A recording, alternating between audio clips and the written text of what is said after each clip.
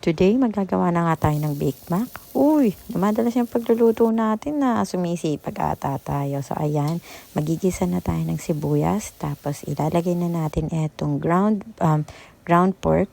Ayan, sige, mekos-mekos na natin yan. Sige. Oh, hirap na hirap ka, no? Pagsabayin ba naman? Luto at video. Sige. So, eto na siya. Then, lalagyan na natin ng hotdogs. Yung hotdog na to, freshly made ng friend ko. So, eto na nga, lalagyan na natin. Syempre, Del Monte spaghetti sauce. Gustong-gusto ko to kasi hindi siya ganun kaasim at hindi rin siya ganun katamis. So, tamang-tama lang yung lasa. Pang Pinoy talaga.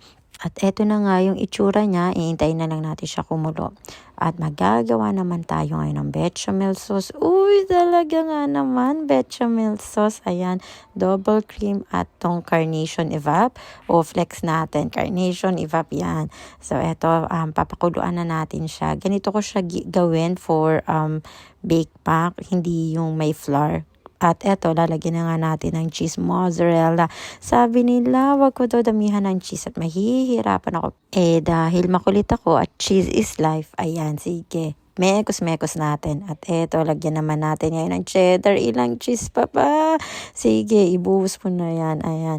Kailangan continuous yung paghalo nyo ha, para hindi siya masunog kasi mabilis na siyang masunog.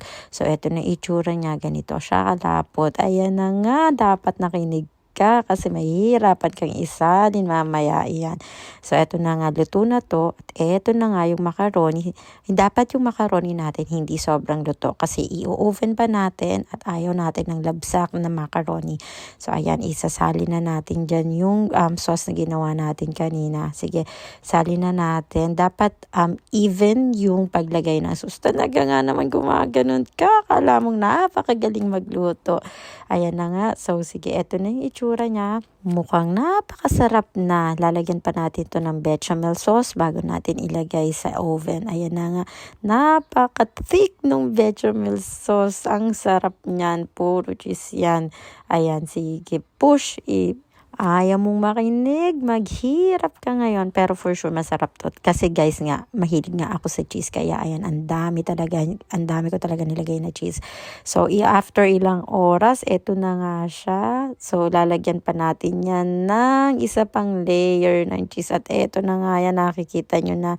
Eto na yan, ang sarap. Eto, Parmesan cheese naman. Talaga naman. May nalalaman ka pang parmesan. Sige, lagyan pa natin ulit yan sa ibabaw bago natin ilagay sa oven. Ilang cheese pa ba? Saan nahuli na to? Ay, ayan na nga. Eto na yung itsura niya. Huli na nga yung cheese na yon. So, eto.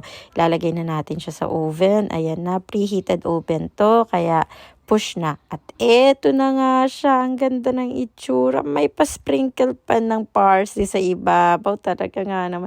Kala mong tunay. Napakasarap. If you like this video, comment below and subscribe. Goodbye.